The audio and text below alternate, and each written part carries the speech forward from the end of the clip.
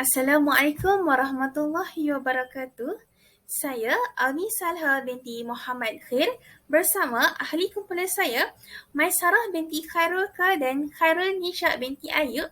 Hari ini akan menceritakan tugasan 3 iaitu tugasan persembahan dalam kursus Sejarah Perkembangan Bahasa Melayu BMMB 1074 yang bergabung dengan kursus Kemahiran Bahasa Melayu BMMB 1094. Dalam tugasan ini, kami akan menceritakan tentang peranan dan pemikiran tokoh bahasa Melayu yang merentas zaman, iaitu zaman pra-merdeka dan pasca-merdeka. Kumpulan kami telah memilih tokoh iaitu Munshi Abdullah dan Nik Safia Karim sebagai tokoh pra-merdeka dan pasca-merdeka. Tanpa melengahkan masa, mari kita lihat slide yang seterusnya.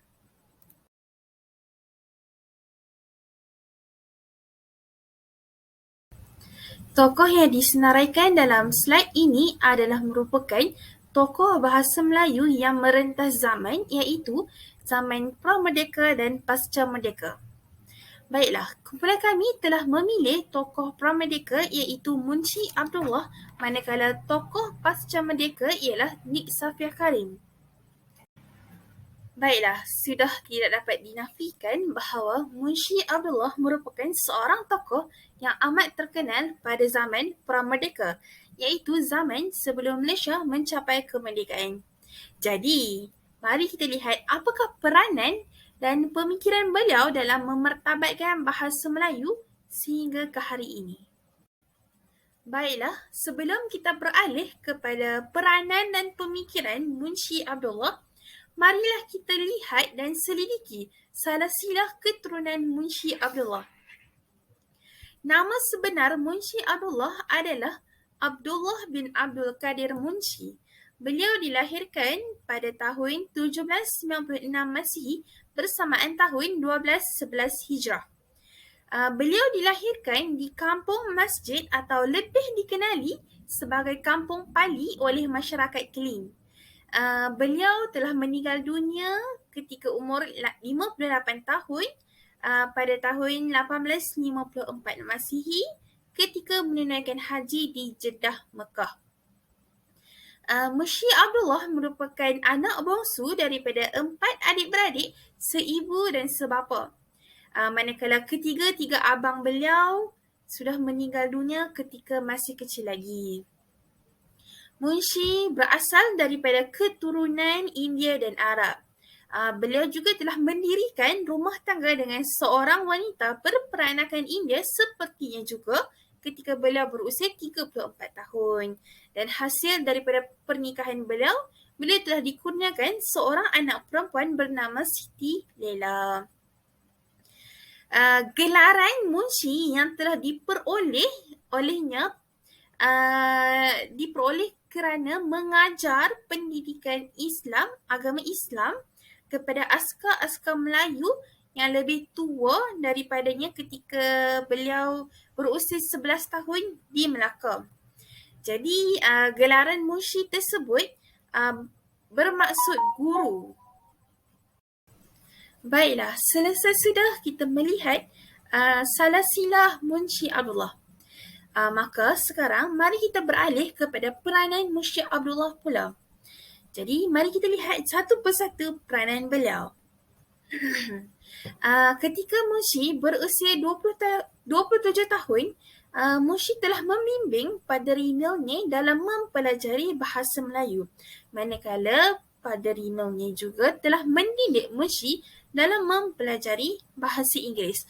Jadi di sini kita dapat lihat bahawa mereka berdua telah menerapkan sifat bekerjasama dan bertolak ansur dalam mencurahkan ilmu. Munshi juga mendapat ilmu kerana Padri Milne mengajarkan beliau bahasa Inggeris, manakala Padri Milne juga mendapat ilmu pengetahuan daripada Munshi kerana beliau telah mengajarkan Padri Milne bahasa Melayu. Jadi mereka berdua mendapat ilmu baharu. Disebabkan Munshi telah menterjemahkan sebuah kitab yang dikenali sebagai kitab Injil, Maka beliau telah dinobatkan sebagai Abdullah Padri oleh masyarakat Melayu Melaka pada ketika itu. Selain itu, peranan Munsyi Abdullah ialah kediaman ketika itu, kediaman Padri Molnir telah digunakan untuk urusan peralatan percetakan untuk membina huruf dan mengatur mencetak buku dan surat. Baiklah, seterusnya, sewaktu Munsyi Abdullah dan Stamford Raffles ingin membuat lawatan ke Melaka, Abdullah Munsyi telah dilantik dan bertanggungjawab untuk menjadi sebagai jurutulis dan penterjemah kepada Stamford Raffles. Di samping itu, peranan Munsyi Abdullah adalah beliau telah bertugas sebagai jurutulis di kediaman Raffles untuk mencatat hikayat serta menulis surat kiriman dan syair Melayu. Munsyi juga telah berpindah ke Singapura untuk menjadi jurutulis Raffles dan jurubahasa Raffles. Beliau juga telah mengumpul bahan sastera Melayu lama seperti kitab, hikayat syair untuk Raffles membawa pulang ke England. Dan beliau juga telah mengkaji dan menyelidiki tentang adat Cina dan masyarakat Jakun pada ketika itu. Selepas itu, peranan Munsyi Abdullah ialah beliau telah menganalisis masyarakat Melayu di Pahang, Kelantan dan Terengganu daripada pelbagai unsur ataupun aspek seperti politik, ekonomi, sosial dan kebudayaan. Kemunduran orang Melayu, kegiatan pelacuran di Kelantan serta kezaliman raja-raja adalah merupakan aspek utama yang dapat beliau perhatikan. Pada pandangan beliau, perbuatan daripada raja dan golongan bangsawan ini telah mengambil kesempatan atau peluang disebabkan rakyatnya telah memberi kesetiaan kepada mereka adalah merupakan sebab orang Melayu menjadi semakin mundur. Baiklah, mari saya beri contoh di Kelantan. Rakyat mereka telah tidak mempunyai masa untuk bekerja kerana mereka berperanan ataupun berfungsi untuk memberi khidmat kepada raja dan kerabatnya. Jadi, mereka tidak dapat bekerja untuk mendapatkan hasil dalam menyara hidup untuk hari-hari yang berikut. Tambahan pula, harta yang sedikit sebanyak dimiliki oleh mereka juga akan turut diambil oleh rakyat, turut diambil oleh raja. Kemudian di Terengganu, ketika di Terengganu, Munsyi Abdullah telah mengkritik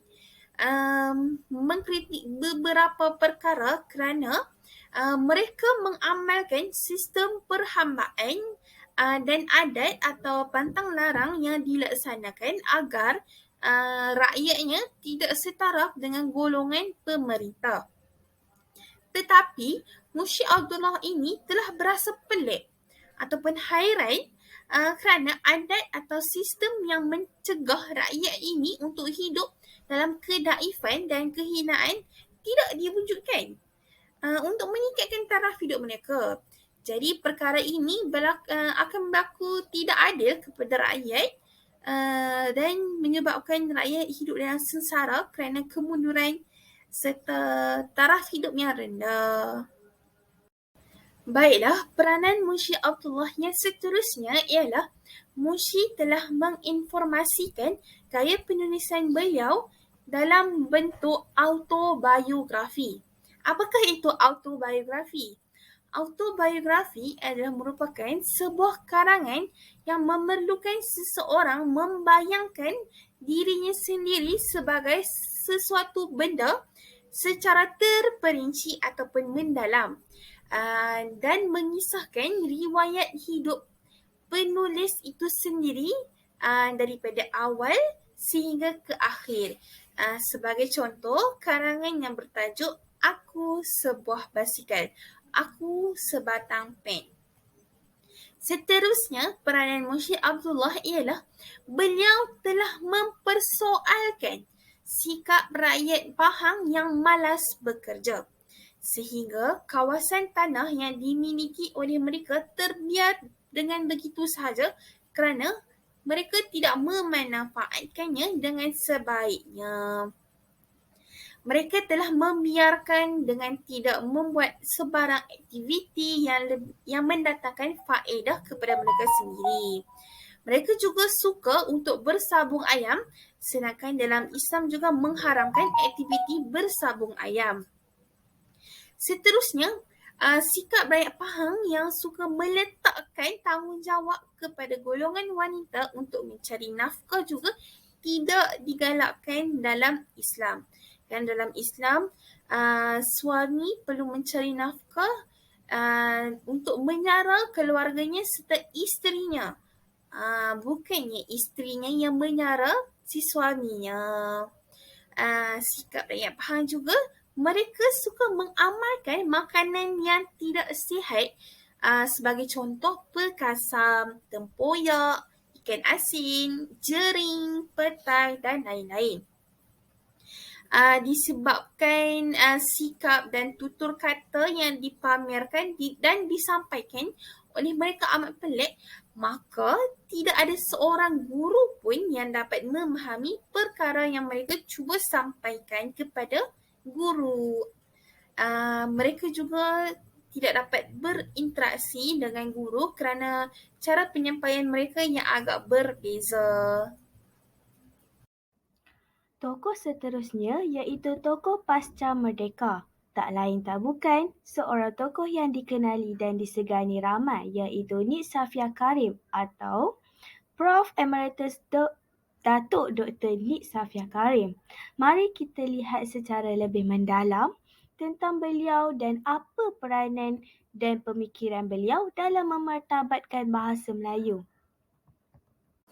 Siapakah Nik Safia Karim ini? Setelah mendapat gelaran, beliau dikenali sebagai Profesor Emeritus Datuk Dr. Nik Safia Karim dan beliau dilahirkan pada 17 Disember 1939 di Kampung Banggul, Kota Baru, Kelantan. Beliau telah menerima pendidikan awal di Sekolah Rendah Inggeris Perempuan Kota Baru yang kini dikenali sebagai Sekolah Rendah Zainab dan kemudian melanjutkan pelajaran ke Maktab Perempuan Melayu Jalan Damansara, Kuala Lumpur yang juga kini dikenali sebagai Kolej Tunku Kursiah Seremban sehingga tamat School Certificate. Setelah lulus Higher School Certificate pada tahun 1959 di St. Francis Institute Melaka, beliau melanjutkan pelajaran ke Universiti Malaya sehingga memperoleh ijazah sarjana muda sastera dengan kepujian dalam bidang linguistik 1965. Pada tahun 1975, beliau memperolehi ijazah Doktor Falsafah dalam bidang linguistik dari Ohio University, USA. Kerjaya akademiknya bermula sebagai tutor di Jabatan Pengajian Melayu, Universiti Malaya pada tahun 1963. Diikuti dengan jawatan pensyarah dan Profesor Madya juga di jabatan yang sama. Beliau kemudiannya dilantik sebagai Profesor Pengajian Melayu. Pada tahun 2002, setelah bersara, beliau diberi penghormatan oleh Universiti Melayu melalui pelantikan sebagai Profesor Emeritus. Dalam pentadbiran,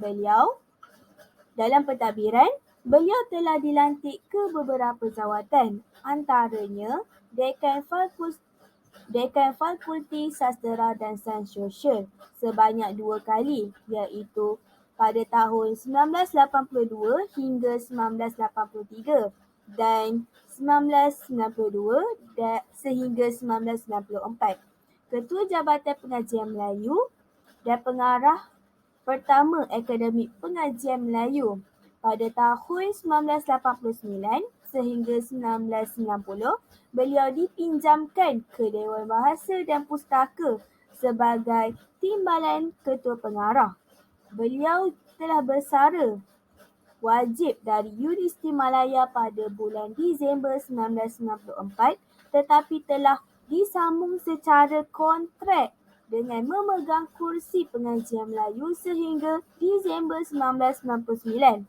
Beliau seterusnya diiktiraf sebagai Profesor Adjin. Sehingga akhir tahun 2000, beliau amat aktif dalam badan-badan profesi ini. Terdapat beberapa pencapaian yang telah didapati oleh beliau. Antaranya ialah gelaran Profesor Emeritus dan ijazah kehormat Doktor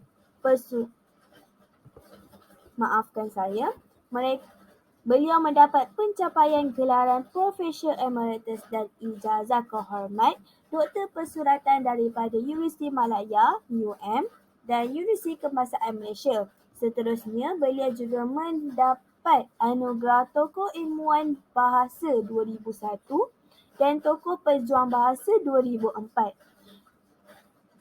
Selain itu, beliau juga mendapat Pingat Kesatria Mangkunegara KMN pada tahun 1989, Johan Setia Mahkota JSM pada tahun 1995 dan Johan Panglima Negara JPN pada tahun 1997. Antara pencapaian lain yang dikecapi oleh beliau termaksudlah Tokoh Maulidi Rasul peringkat kebangsaan 1434 Hijrah pada tahun 2013. Selain itu, Anugerah Wanita Cemerlang Tan Sri Fatimah pada tahun 2001. Seterusnya, Pingat Emas Tun Fatimah dan Tokoh Wanita Kelantan pada tahun 2001. Anugerah Wanita Cemerlang TKC dan UM pada tahun 1997 dan pencetus kepada penubuhan Kementerian Pembangunan Wanita pada tahun 2001.